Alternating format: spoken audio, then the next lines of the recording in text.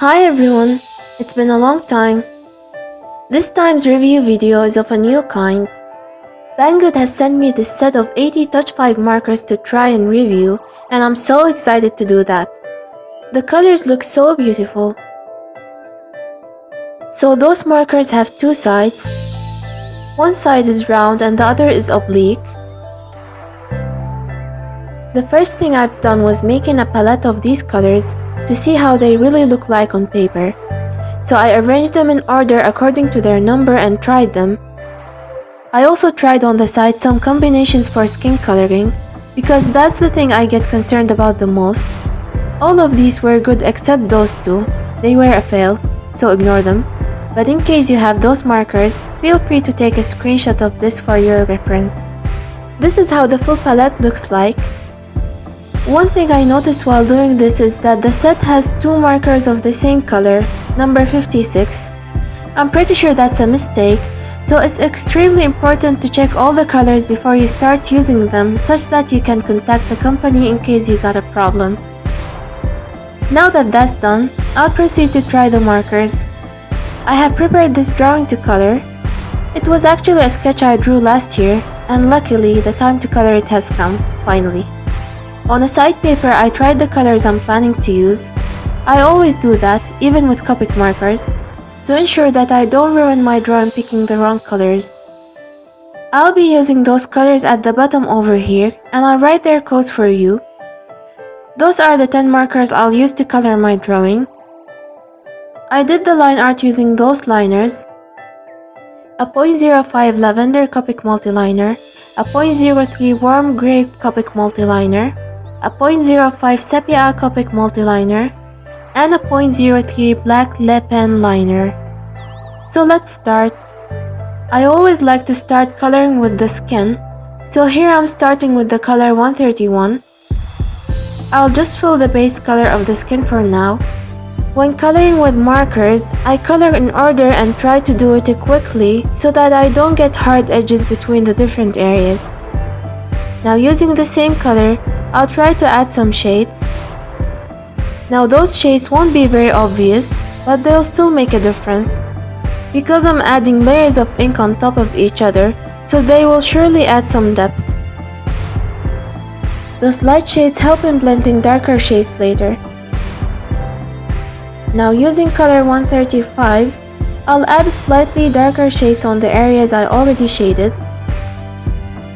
And using the previous color, number 131, I'll blend the edges wherever I need.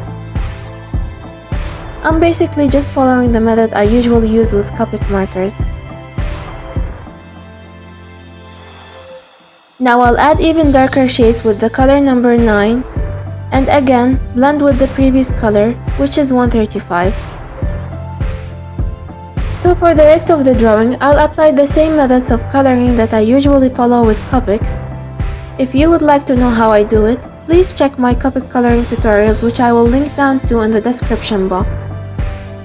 So I'll speed this up a bit to reduce the timing of the video, because the full coloring process took me around 30 minutes or so, and that would be so long for a video. Anyway, I'll list all the color codes I used in the description box too, so be sure to check it out. But for now, let me tell you of my thoughts on those markers. I have to say I really like those colors. They come in such nice varieties, and they blend better than I expected. Actually, much better than I expected. But still, they don't blend as easily as Copic markers, since the brush tip is hard, unlike the Copic one, which is a smooth brush. But if you think of the price, those markers are quite affordable. This set of 80 markers is only $45, while a 72 Copic markers set is more than $300. Even if you wanted to go for the full set of 168 Touch 5 markers, it's only $90, which is splendid and quite affordable. As you can see, as I'm coloring, it's given an effect very similar to that of Copic markers. So it's a great choice if you'd like to try coloring with markers yet you have a limited budget. One downside about them though is that the brush nib is not really thin, so for someone like me who always draws in small scale, it's really hard to fill my edges using just the markers. As you might have already seen while I colored the hair, But that's not a really big problem, because you can always use pencil colors to fix whatever looks awkward, which I will do later. So as I mentioned earlier, the result I'm getting is quite similar to my usual Copic artworks, and I'm extremely happy about that. To be honest, I didn't expect I would be able to get a decent result, but I quite like that I could blend the colors, especially on the skin. It looks soft just like how I wanted it to be.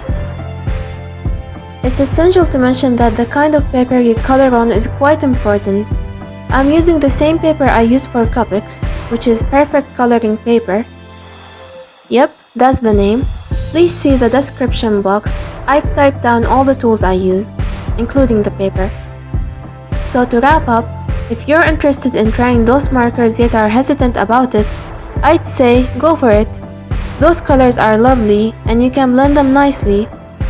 I think that the 80 markers set would be very good for artists who usually do cel shading or hard shades, but for artists who like to do soft shading like mine, I think it would be better to go for the full 168 marker set, because you'll have more marker choices that will help you blend your shades easier, and the more shades you have, the easier it is to blend, in my opinion. So that's it for those markers. Please see the description box for links on where to buy those markers, and if you have any question I didn't answer in the video, feel free to write me a comment and I'll do my best to answer. I hope you found that as much interesting as I did.